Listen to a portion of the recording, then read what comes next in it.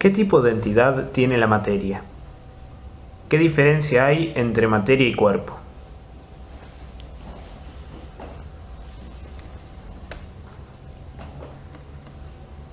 Conviene que empecemos por contestar la segunda parte de la pregunta, es decir, la diferencia entre cuerpo y materia, que además es una cuestión pertinente porque en el uso vulgar de los términos usamos muchas veces materia para referirnos al cuerpo, a los seres corpóreos, ¿no? Incluso en la enseñanza elemental de ciertas ciencias también se hace lo mismo, ¿no? Hablamos, por ejemplo, de estados de agregación de la materia para referirnos a los estados sólido, líquido y gaseoso, y es obvio que estamos hablando ahí de estados de los cuerpos, de los entes corpóreos. En el vocabulario filosófico, cuerpo y materia se distinguen claramente porque cuando hablamos de un cuerpo, hablamos de una realidad sustancial de naturaleza corpórea. En cambio, cuando hablamos de materia, hablamos de un principio constitutivo de los cuerpos. O para decirlo más estrictamente, un coprincipio constitutivo de la esencia del ser corpóreo.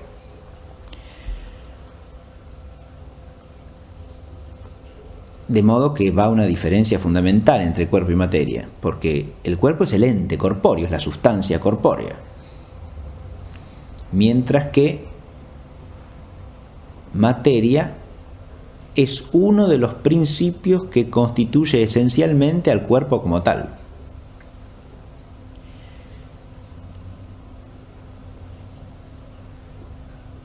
Si pensamos esta diferencia, tenemos que advertir, primero que nada, que siendo la materia un principio, que en virtud de su razón de ser tiene una razón de relación trascendental con el otro principio, es decir, con la forma sustancial, y que por tanto no existe sin la forma.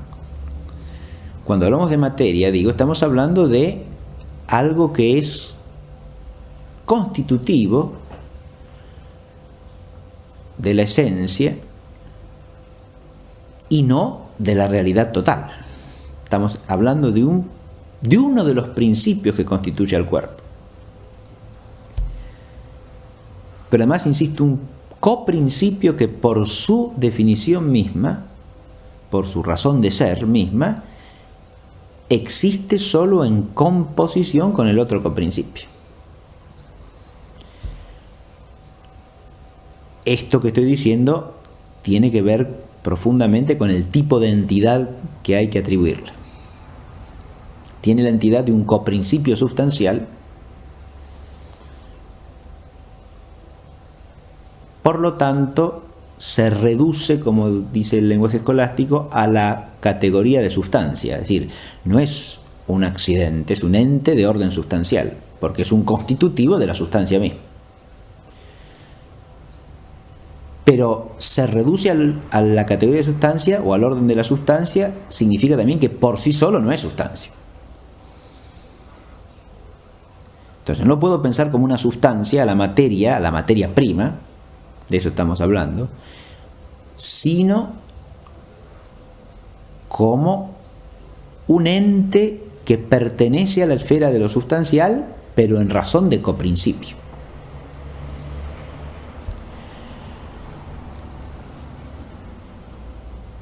He hecho alusión ya a que estoy hablando de la materia prima, lo cual implica que también hablamos en el vocabulario filosófico de una materia no primera, no prima, sino segunda, y entonces ya el término se usa por analogía, porque al hablar de una materialidad segunda ya hablamos sí de cuerpos, hablamos de entes que tienen una forma determinada, que son ciertos cuerpos y que pueden tener razón de materia en cuanto a receptivos de otra forma, que advenga sobre ellos, pero que será una forma accidental. pero ya no son materia prima, sino materia en sentido de materia segunda. En el vocabulario metafísico se usa inclusive más ampliamente el término materia, porque además de hablar de materia prima y materia segunda, que es materia en sentido propio o estricto, se habla de cuasimateria, o aquello que sin ser corpóreo tiene razón de materia en cuanto dice potencialidad y determinabilidad respecto de otra cosa o de otro principio. Pero ahí ya materia está usado en un sentido analógico metafísico, que trasciende al ser corpóreo inclusive. No, y propiamente se llama cuasi material a lo que no es corpóreo. Ahora, restringiéndonos a la filosofía de la naturaleza corpórea, materia prima significa, como hemos dicho, un coprincipio. Habiendo pensado esto en cuanto al modo de ser, surge otra diferencia fundamental con el cuerpo, y es que la materia, por ser un constitutivo esencial, es sólo objeto inteligible, no objeto sensible. Aquí nos topamos con algo que en principio puede resultar un poco paradójico. Estamos hablando de cuerpos, y una de las características propias de los cuerpos es que están dados a los sentidos, ¿no? O que los podemos percibir de alguna manera en la experiencia sensible.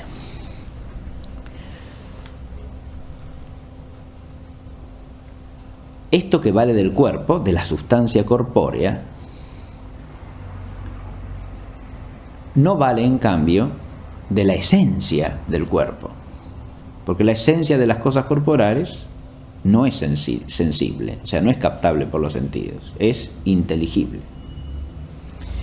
Y ese es el punto de partida de que pueda haber una ciencia y una filosofía del ente corpóreo, que hay en el ente corpóreo algo de inteligible, además de algo de sensible. Insisto en que la esencia de suyo no es captable por los sentidos, sino captable solo por la inteligencia a través de una cierta razón o concepto en el que la inteligencia se asimila a lo esencial de la cosa. Ahora, si la forma sustancial y la materia prima son coprincipios de la esencia, tampoco son sensibles, son inteligibles también puramente. La forma sustancial y la materia prima como coprincipios constitutivos de la esencia del ente corpóreo son entidades inteligibles, no sensibles. En cuanto advertimos esto, se hace más notable fácilmente, diríamos, la diferencia entre cuerpo y materia. Yo veo el cuerpo por sus accidentes sensibles, pero la materia no. La materia en este sentido que estamos tratando de explicar no es algo sensible, no es algo perceptible por los sentidos, es algo propiamente inteligible.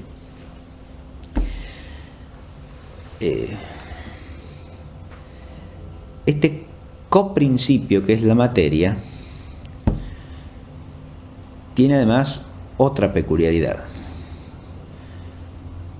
He dicho que lo caracteriza el ser necesariamente coprincipio porque no puede existir sino en composición con la forma sustancial. Esto, que es la razón misma de la definición de la materia prima, ¿deriva de qué? Deriva del hecho de que la materia es un principio que pone en el ente corpóreo determinabilidad, potencialidad. Es decir, es un principio que dice razón de complemento respecto de la forma. La forma pone acto y determinación. La materia pone potencialidad e indeterminación, es decir, determinabilidad. Si no hubiese esta composición de principios, no podríamos entender el hecho fundamental de la mutabilidad sustancial de los entes corpóreos. Esto es lo que estos principios nos vienen a explicar.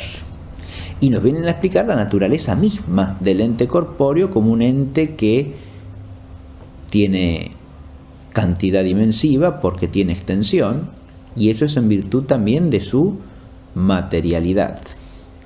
Ahora, la materialidad pone, decimos, determinabilidad y pone potencialidad. Si nosotros pensamos o hacemos el esfuerzo de pensar en sí misma la materialidad, podría parecer que nos quedamos con una pura potencialidad y una pura determinabilidad.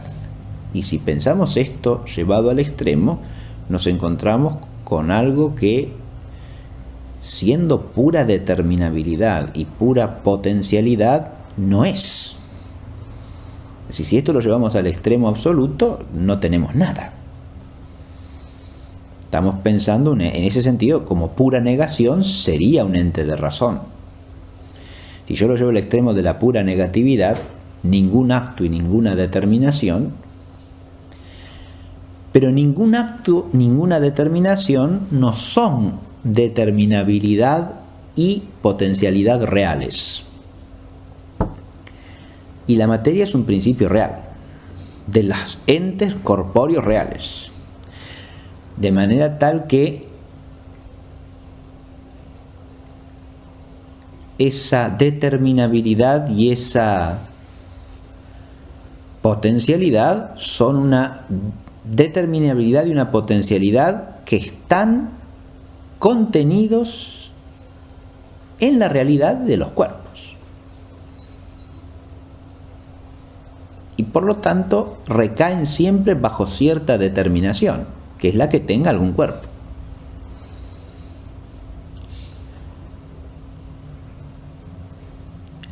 A la materialidad pura, para decirlo de alguna manera, no la podemos ni la debemos pensar en sí misma, porque si la pensamos como un en sí, o sea, como una sustancia, primero que nada, ya no sería el coprincipio que tenemos que pensar, sería una sustancia. Y segundo, si le atribuyésemos a esa sustancia el ser pura potencialidad y pura determinabilidad, estaríamos en un sinsentido, sería un concepto absolutamente imposible, absurdo, porque si es pura determinabilidad y pura potencialidad, no es nada. Acá lo que tenemos que hacer es el esfuerzo de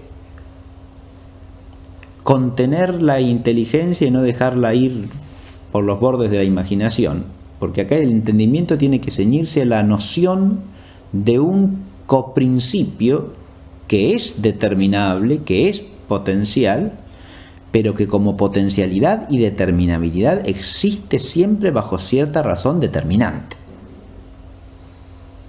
O dicho de otra manera, es la potencialidad y es la determinabilidad común que se encuentra en todo ente corpóreo por ser este corpóreo.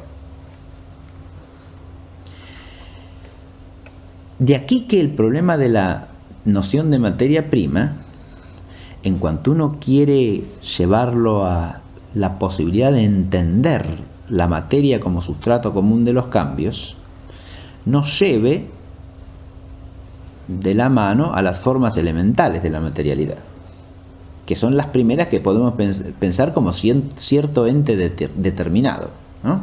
O sea, las formas primarias de la materialidad, ¿qué querría decir? Aquellos cuerpos que por tener una mínima determinación, pero que ya son cuerpos, o sea, ya son realidades corpóreas. Insisto, por tener una mínima determinación, son los máximamente determinables. Esto constituiría lo que podríamos llamar la corporeidad básica, ¿no? O las formas de corporeidad más simples, más elementales, que están en el trasfondo de toda otra realidad corpórea, siendo cierta corporeidad ya, no siendo pura materialidad. Esto nos lleva al problema de cómo ciertos cuerpos más complejos se relacionan con otros cuerpos más elementales, o ciertas formas de corporeidad más complejas se relacionan con las formas de corporeidad elementales o básicas. Pero insisto, ahí no estamos tratando tampoco con la materia sin más. Estaríamos tratando con lo que puede llamarse la corporeidad primera, ¿no? La forma elemental del ser corpóreo, o las formas básicas comunes del ser corpóreo. Básicas porque cualquier otra forma de ser cuerpo las presupone. Comunes porque estarían de alguna manera en todos los cuerpos, de una forma o de otra. Curiosamente, a esto suele llamársele, por ejemplo, cuando se habla en el lenguaje de la física matemática, la estructura elemental de la materia. Pero ya no se está hablando de la materia, insisto, se está hablando del ser corpóreo más simple, de la corporeidad básica, no de la materia en el sentido de materia prima. Nos estaríamos acercando allí a la manifestación de la materialidad de lo corpóreo de la manera más clara posible para la inteligencia humana. ¿Por qué? Porque en ese caso estaríamos tomando los seres corpóreos que tienen la forma o la determinación más elemental, más simple de todos, ¿no? Y eso hace que en ellos aparezca claramente esa potencialidad y determinabilidad que los hace ser de algún modo constitutivos de todo otro cuerpo.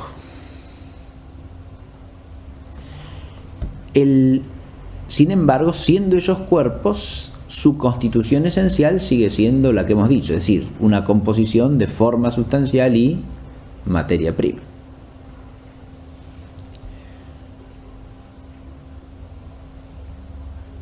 Acá existe un problema que podemos dejar planteado simplemente.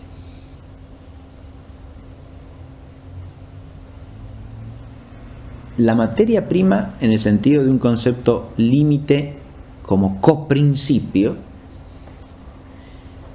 de suyo no implica ninguna determinación. Es simplemente un coprincipio que alcanza determinación y alcanza acto, por lo tanto existe, solo en composición con la forma. Ahora, uno podría preguntarse en qué sentido ese coprincipio puede ser inteligido en sí mismo. Si en sí mismo no encierra razón de determinación alguna, no puede ser inteligido en sí mismo. Lo cual significaría que tenemos que aceptar que solo puede ser inteligido en relación con su coprincipio. Y esto es lo que se dice ordinariamente en la tradición escolástica de la materia prima. La materia prima no es inteligible por sí, sino que es inteligible en relación con la forma.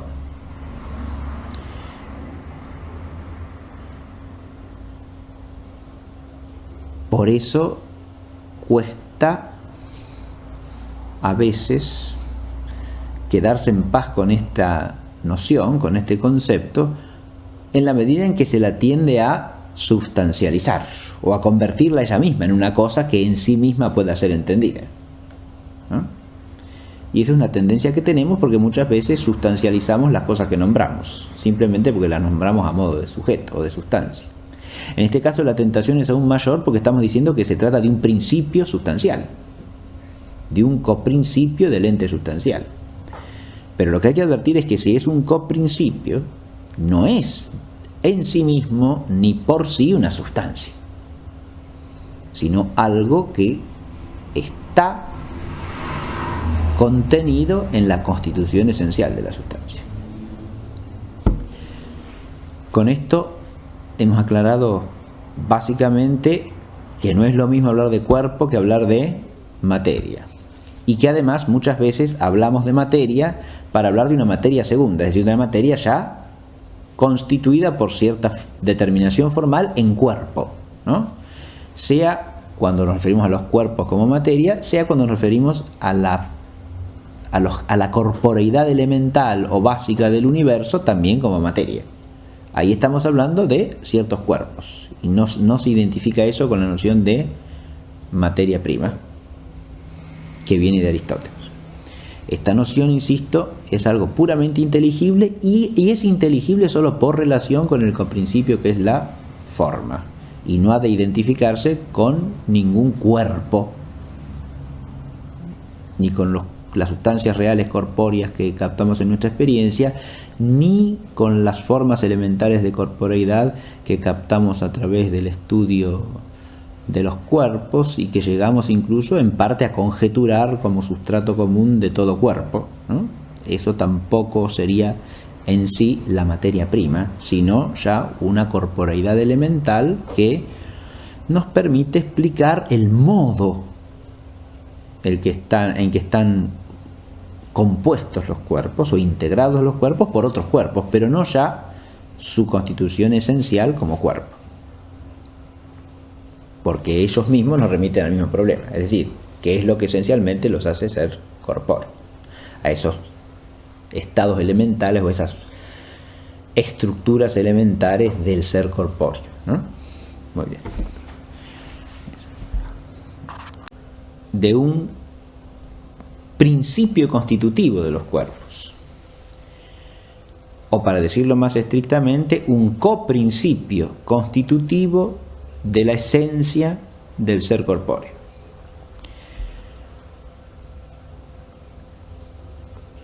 De modo que va una diferencia fundamental entre cuerpo y materia, porque el cuerpo es el ente corpóreo, es la sustancia corpórea, mientras que materia es uno de los principios que constituye esencialmente al cuerpo como tal.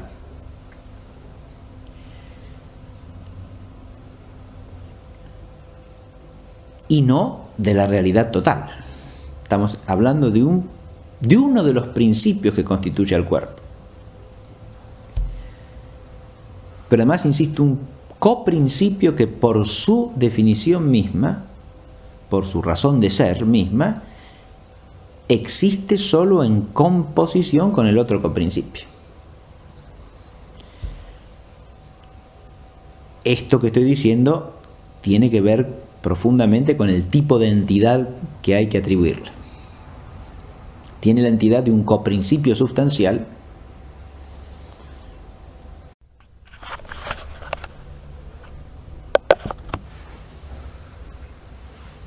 ¿Qué tipo de entidad tiene la materia? ¿Qué diferencia hay entre materia y cuerpo?